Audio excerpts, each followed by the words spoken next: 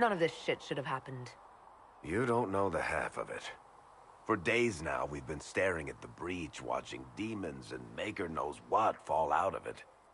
Bad for morale would be an understatement. I still can't believe anyone was in there and lived. If it was that bad, why did you stay? Cassandra said you were free to go. I like to think I'm as selfish and irresponsible as the next guy, but this... Thousands of people died on that mountain. I was almost one of them. And now there's a hole in the sky. Even I can't walk away and just leave that to sort itself out. I'm still not sure I believe any of this is really happening.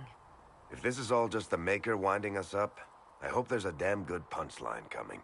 You might want to consider running at the first opportunity. I've written enough tragedies to recognize where this is going. Heroes are everywhere. I've seen that. But the hole in the sky... that's beyond heroes. We're going to need a miracle. Need something? The red lyrium we found at the temple seemed to upset you. My brother Bertrand and I sort of discovered red lyrium during an expedition in the deep roads. We located an ancient thaig, so old it barely looked dwarven. There was this idol there made of it. Bertrand brought it back to the surface, and, well, everything's gone downhill from there. How did the red lyrium get in the Temple of Sacred Ashes? I don't know. As far as I knew, there was only one small piece of the original idol we brought out of the deep roads. And it's locked in a vault in Kirkwall, one I had built by the mining cast especially to hold it.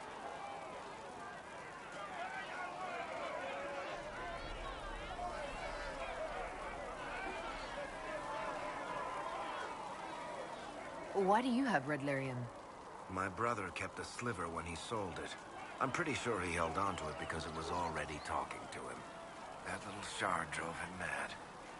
I had him taken to a sanitarium and eventually found the fragment in his house. We brought the shit to the surface, Bertrand and I. I wanted to find out if there was a way to shut it up. So far, it looks like the answer is no. If red lyrium is as dangerous as you say, why'd you keep it? I've heard that shit singing to me. I know better than anyone how bad it is.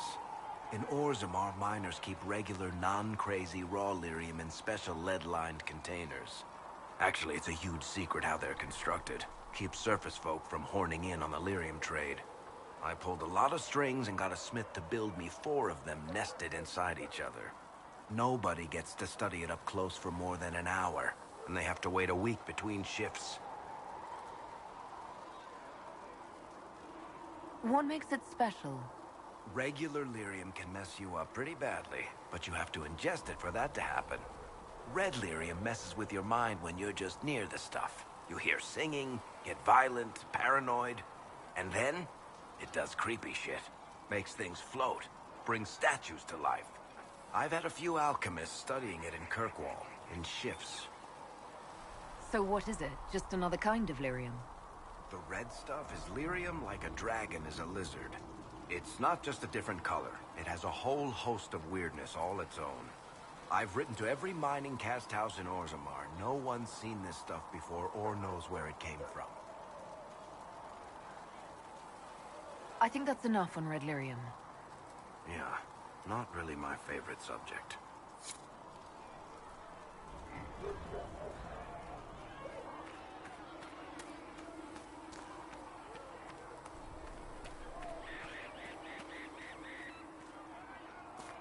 At least we've got Inquisition troops out at Redcliffe now, giving those people some real help.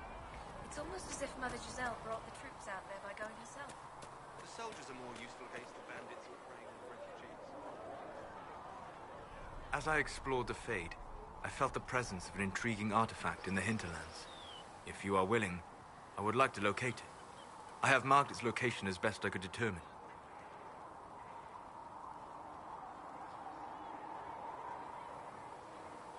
What do you know about the Fade? A great deal from my wanderings. There are few hard facts, but I can share what I have learned. I'd like to know more about the breach.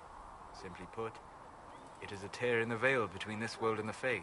allowing spirits to enter the world physically. Small tears occur naturally when magic weakens the veil, or when spirits cluster at an area that has seen many deaths. But your mark allows you to exert some control over the breach. That means it was created deliberately.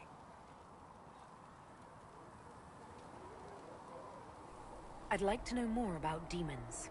The Chantry says that demons hate the natural world and seek to bring their chaos and destruction to the living. But such simplistic labels misconstrue their motivations, and in so doing, do all a great disservice. Spirits wish to join the living, and a demon is that wish gone wrong.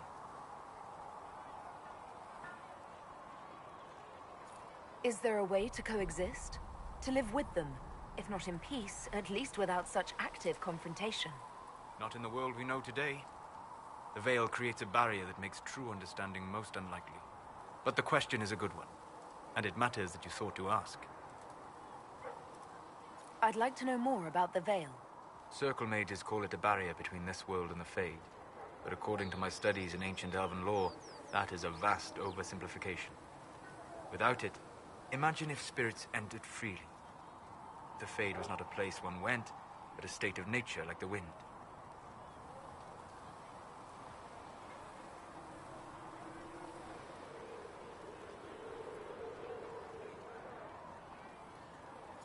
We've got enough trouble with demons already.